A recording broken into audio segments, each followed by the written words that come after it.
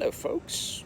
Next time when you travel out in this virus world, remind yourself to be a conscious human being and a responsible one.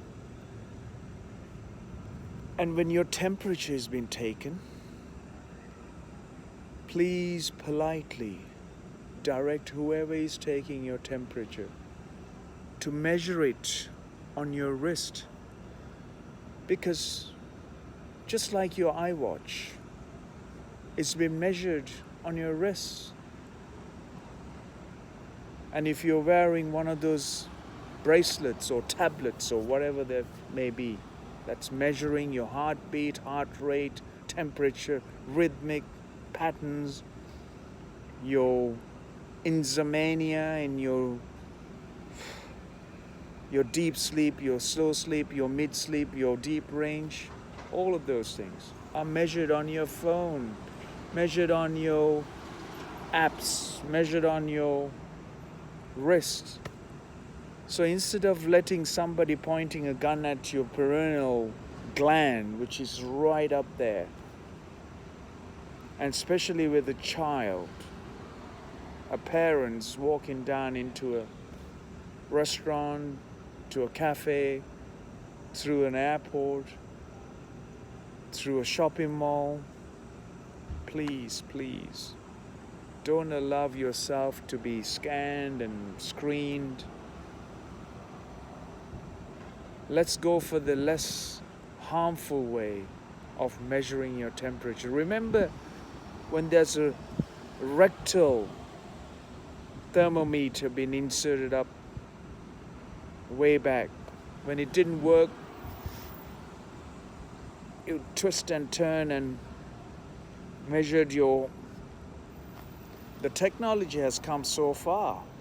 Now you don't have to have your thermometer up your rectal opening, and then they moved that to the armpit. When that wasn't working, they moved that onto your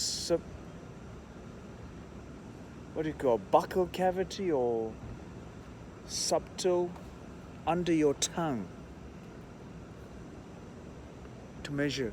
And then they came up with a temperature strip that stuck to your forehead, changed color, and showed all the numbering on that paper type strip that stuck to your forehead. Now, forget about all of that technology. Well, you got your temperature with your iWatch. Why would somebody wants to point a gun at your forehead for temperature? Just think about it. The damage that you would cause to undeveloped brain organs of a child, an infant. Will the parents know any of this? Will the scientific community, the medical fraternity, will they all know? If they all knew, we would have got rid of the virus, right? It seems that everybody knows so much, but everybody knows so much how to become unconscious. That's a real question that we must all ask. How can we not know how to be conscious when we know so much about everything on this planet? We even question the God. We go in front of them and front of the Creator and tell Him what to do as well these days. When such humanity, such human beings are being produced and raised as cattle raised human beings. Human beings should never be raised. The way we are going, human beings will be erased from the planet Earth. The way we are conducting ourselves, will we ever make a sincere and a responsible decision to be alert to the very sensitive life with this existence and realize the very realities about life and the very sense and the feeling of sense of beautiful energies that we can transmit and receive by transacting in a conscious way on this planet. Why can't we elevate ourselves? Why can't we blossom lives to experience this phenomenal joy? I don't need to get drunk. I don't need to get drugged. I don't need any supplement. I don't need anything.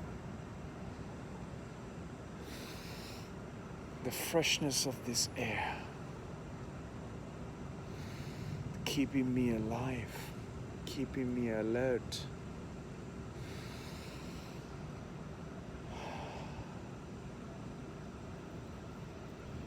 The water in my body is keeping me nourished and refreshed. The food that I will touch with my clean hands will integrate as part of me and make me bones, flesh, blood, cells, virus, illness, sickness, anger, hate, joy, love, beauty, dark, brown, yellow, white,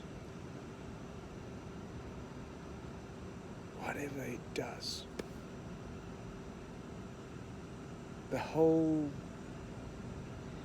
transaction makes what we are. If you remove yourself from these wholesome transaction of life, there's very little that we will ever have to experience life as a human being. We are a special creature, a unique creature, a human being, evolved into a place not geographically relevant, evolve into a place of life that we can experience a phenomenal sense of uniquely oneself. At the same time, we can cripple ourselves by doing completely the opposite. The choice is in your hands, and it's not in the hands of a political party, a religious group, a sect, a following, or of a believers, of a group, or in your doctors' or scientists' hands, but it ultimately lies in your hands, because ultimately it is one life and it's your life. Why don't you cherish and in turn cherish the other without turning into a monetary value? Life means it's a precious and a joyful experience, not what you can make out of that life. How much can you squeeze out? How much can you get it? How much can you take? Should never occur in your sensible and conscious minds. It should simply become a natural process of being alert and sensitive to the life and embracing it.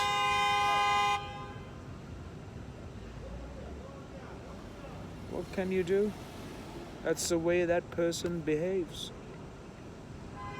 There's nothing wrong, nothing right. Everybody thinks they're right, they're wrong. He's wrong, I'm right. This has got to the human head in such a way that they are more important than the other. That is the way that humanity conducts on this planet. And that's what is causing the pain, suffering, struggle, hate, anxiety, depression, anger, frustration, all of this. Name it. You listed them all. These are the things that people seems to cherish more so than the joy of being in a oneness, in a life that is oneness, should be our knowledge and our understanding when we are human beings here on earth.